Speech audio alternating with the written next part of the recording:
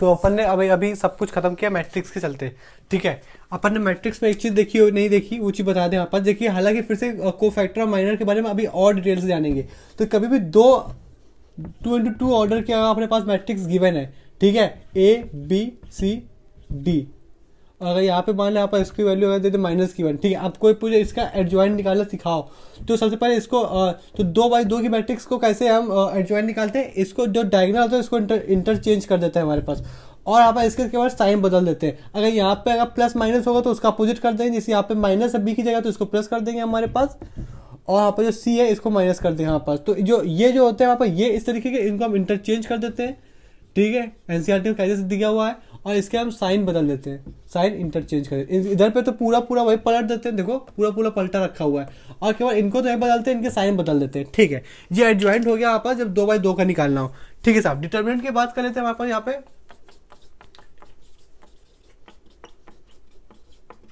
फटाफट डिटरमिनेंट भी देख लेंगे क्या कहानी डिटरमिनेंट वगैरह की, ठीक है साहब। हेडिंग कायदे से लगाना और कायदे से पता चला क्योंकि इसमें भी प्रॉपर्टी बेस्ड ही है। बात है डिटरमिनेंट हमेशा स्क्वायर मैट्रिक्स का ही निकलता है। अच्छा, और डिटरमिनेंट का मतलब भी अपन ने बता चुके हैं कि डिटरमिनेंट एक्चुअली होता है कि मैट्रिक्स तो अरेंजमेंट होता है और उस अरेंजमेंट का आंसर निकालने को डिटरमिनेंट कहते हैं। अच्छा, दूसरी कहानी ये होती है स्क्वायर मैट्रिक्स का ही निकलता है, और तो और 3 का ऑर्डर होना चाहिए। देखो वो तो बिल्कुल वैसी बात होगी, दोनों बात एक दूसरे से अलग थोड़ी ना है, ठीक है सर। तो अब मान लो आपके पास कल को फर्स्ट ऑर्डर आ गया अपने पास, एक चीज समझ लो, कल को अपने पास फर्स्ट ऑर्डर क्या अपने पास डिटरमिनेंट आ गया तो इसकी वैल्यू नहीं होती क्या, तो ये तो गलत है क्या, हमने कहा नहीं गलत है।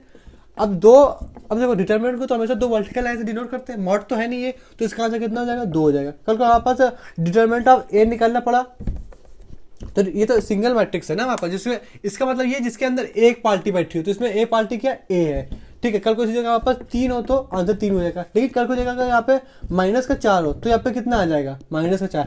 तो लोग जो कंफ्यूज होते हैं जहाँ मिस्टेक करके आते हैं उसको मॉड समझ के उसको प्लस कर देते हैं, ये बिल्कुल सिली मिस्टेक है हमारे पास, ठीक है। तो यहाँ पर कोई मॉड थोड़ी ना आई है, ये कोई मॉड नहीं ना अपने पास, ये तो यहाँ पास वर्टिकल लाइन रिप्रेजेंट कर रहा है किसको, डिटरमिनेंट को। तो ये चीज़ समझ गए, मॉड नहीं डायरेक्ट बाहर आ जाएगा, डिटरमिनेंट है वो, ठीक है साहब। कल को हमारे पास वो जब सेकंड ऑर्डर आ जाता है हमारे पास तब क्या होता है, सेकंड ऑर्डर डेरिवेटिव कह रहे थे, डिटरमिनेंट आ जाए तब क्या होता है। सेकंड ऑर्डर का मतलब ये होता है हमारे पास जैसे कि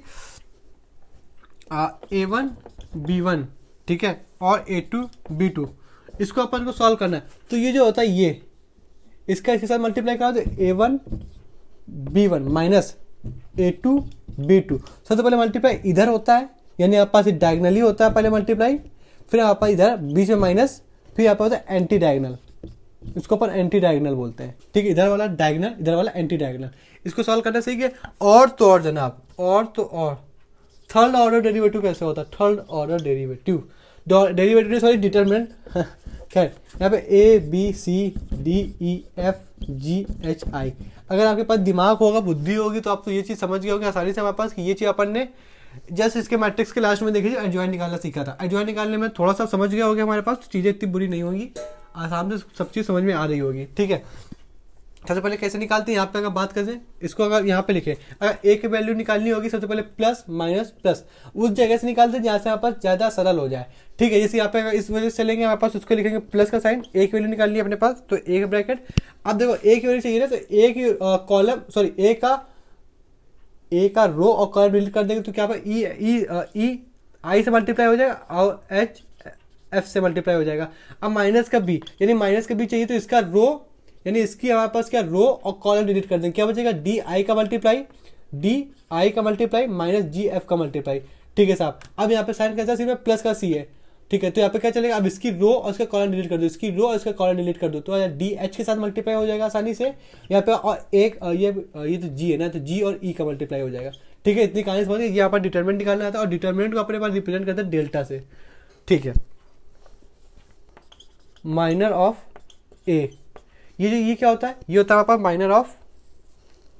माइनर ऑफ यहाँ पे क्या, चलो यहाँ पे A है ना, ठीक है, माइनर ऑफ A, ठीक है। यहाँ पे क्या गिवन है, ये गिवन है माइनर ऑफ इस B, माइनर ऑफ B, ये जो बीच में गिवन है ये क्या है बोलो, तो ये हो जाएगा अपने पास माइनर ऑफ C। जो बीच में गिवन होता है इसी के कॉफिशिएंट का माइनर, जैसे यहाँ पे A कॉफिशिएंट है तो इसका A का कॉफिशिएंट A का माइनर क्या हो जाएगा, ये वाला B यहाँ पर इसका कॉफिशिएंट है तो ये यहाँ पर इसका माइनर हो जाएगा, C का माइनर क्या हो जाएगा इसके बीच अंदर वाला, ठीक है। बात समझ में आ रही, ठीक है साहब।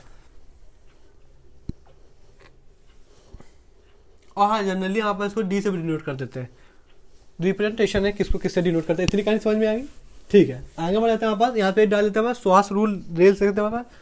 ये तो अपन ने तो जनरली मेथड देखा जो चाहिए तो पढ़ ही ले, श्वास रूल, ठीक है। इसको डिटरमिनेंट की वैल्यू कैसे निकालते हैं, एक तो वो तरीके से निकालते हैं जैसे अभी अपन ने देखा, एक अपन दूसरे तरीके से निकालते जैसे डिटरमिनेंट बराबर अपन ने किसने दे दिया A B C D E F G H I, ठीक है। तो इसका श्वास रूल से कैसे निकालेंगे, ये जो बीच के टर्म है, ये बीच के कॉलम है, इसको दोबारा यहाँ पे लिख देते हैं BEH और CFI। अच्छा ठीक है, हमने कहा पहले मल्टीप्लाई कैसा होता है, डायगोनली होता है, ठीक है। तो डायगोनली मल्टीप्लाई करेंगे और अगर ध्यान से देखो तो डायगोनली में सबसे पहले कौन कौन आ जाएंगे, ये इसके साथ मल्टीप्लाई करा दो। सबसे पहले मल्टीप्लाई तुमने क्या कराया, इन तीनों का मल्टीप्लाई क्या आया, ए यहाँ पे ई भी आएगा, ई आई प्लस का साइन, फिर यहां से बी एफ एच कितना प्लस का साइन के साथ क्या, बी एफ एच, अब क्या आएगा सी सी ई आई प्लस का सी ई आई, ये हमारे पास हो गया, ठीक है। सबसे पहले लेकिन मल्टीप्लाई किसका कितने कितने एलिमेंट होने चाहिए, तो 3 एलिमेंट होने चाहिए। ध्यान देखो इसमें क्या रहा है, ए ई आई बी एफ एच सी ई आई, तीन एलिमेंट है सब में हमारे पास, ठीक है। इतनी कहीं समझ, ये मेथड है। हमने क्या किया, जो कॉलम लिखा होगा यहाँ पर इसको यही कॉलम उठा के यहाँ पे कॉपी करके यहाँ पे पेस्ट कर देंगे हमारे पास, ठीक है।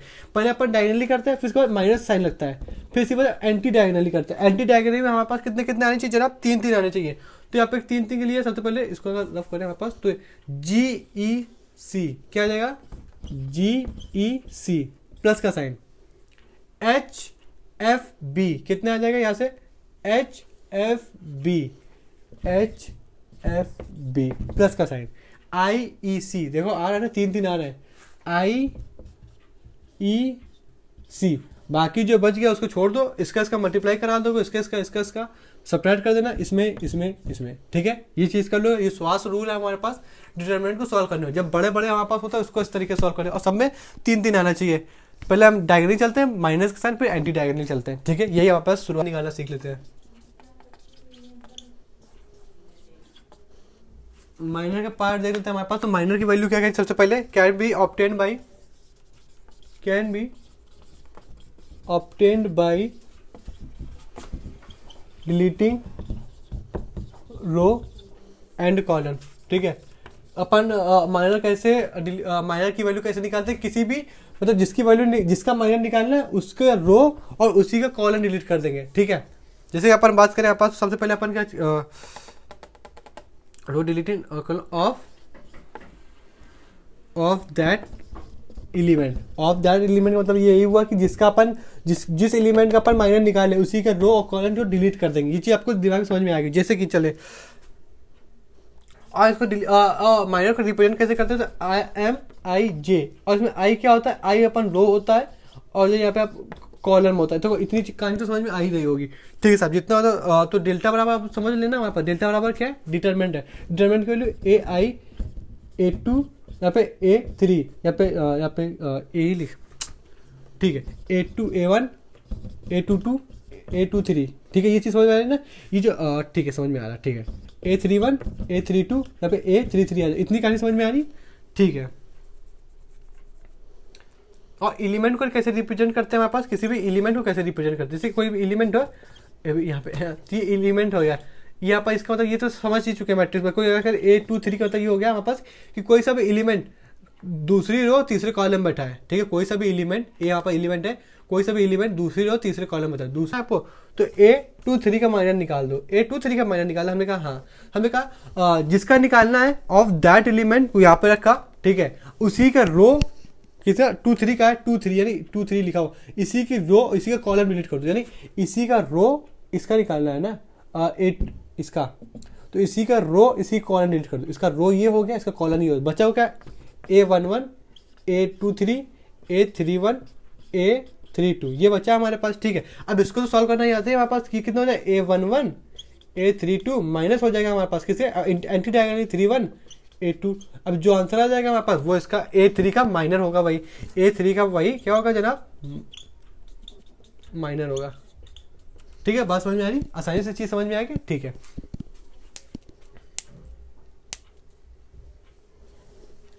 एक इसी का स्टैंडर्ड फॉर्म देख लेते हैं जिसे अपन रिप्रेजेंट करते हैं हमारे पास, ठीक है। एक स्टैंडर्ड फॉर्म का समेशन का मतलब समझ में आता ही होगा, समेशन मतलब सबका एडिशन। समेशन ये हो गया हमारे पास 1 माइनस का 1 आई प्लस का जे, फिर हमारे पास आ जाएगा ए आई जे, ठीक है। और ये एक सेकेंड, आई जे, ठीक है, ये सही है, कोई दिक्कत नहीं यहाँ पर। ए आई, अरे यार ये क्या है, ठीक है। आपने एक बार ये आई जे के आई जे आप बता रहे कौन से कौन सा काम, जैसे बात कर लें आप यहाँ पे, मान लिया आपस के माइनर निकाल कर, माइनर का रिप्रेजेंट करो, किसका करें, 3 2 का रिप्रेजेंटेशन करना है, तो सिग्मा, सिग्मा नहीं, ठीक है। तो यहाँ पे कहता है -1 का पावर कितना है 3 प्लस का 2, तो कितनी वैल्यू हो जाएगी 5, ठीक है। ए आई, यहाँ से फिर से ये लिखो ए आई, अब यहाँ पे होगा ना एक, यहाँ पे ए बराबर ए भी गिवन है, क्योंकि यहाँ पे ए की जगह कुछ और गिवन होता है वो ले लेते, तो यहाँ पे वैल्यू कितनी आ जाएगी सीधे सीधी A32, या फिर माइनर, या फिर उसका माइनर लिखेंगे, माइनर बराबर कितना हो जाएगा, माइनर की जो भी आंसर आएगा वो माइनर की जगह यहाँ पे लिख देगी, जो जनरली रिप्रेजेंटेशन है किसका, माइनर का।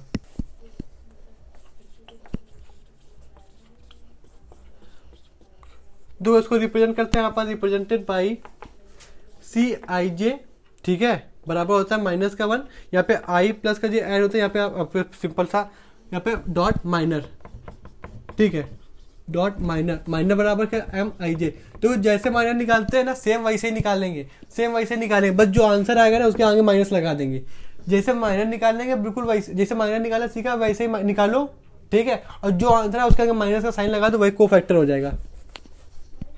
जैसे बात करें पास कि एग्जांपल 332 का कोफैक्टर निकालना है, सी का समझ गया, माइनर निकालना है, मतलब सी का मतलब होता है कोफैक्टर की बात करें, ठीक है, इसी फॉर्मूले में रखो, ठीक है। यहाँ पे कहानी कितनी होगी -1, यहाँ पे 3 और 2 ऐड होगा प्लस का 5, जो माइनर आया हो, जो भी माइनर आया हो, जो भी माइनर आया हो, जो भी यहाँ पे कोई से भी मान लो माइनर मान लिया अपने घर से में 5 आया, ठीक है। इस 32 में कुछ ऐसा एलिमेंट था जिसको सॉल्व करने -5 आया, तो 5 की वैल्यू उसकी जगह कितनी हो जाएगी, यहाँ पे रखोगे कितनी हो जाएगी, ऑड है तो आप माइनस का लग जाएगा हमारे पास, तो माइनस का 5 हो गया कि नहीं हो गया, ठीक है। अब को फैक्टर के बाद थोड़ा आगे दूसरा वाला लेक्चर में देख लेंगे, तो अभी के लिए इतना ही, मिलते हैं नेक्स्ट वीडियो में।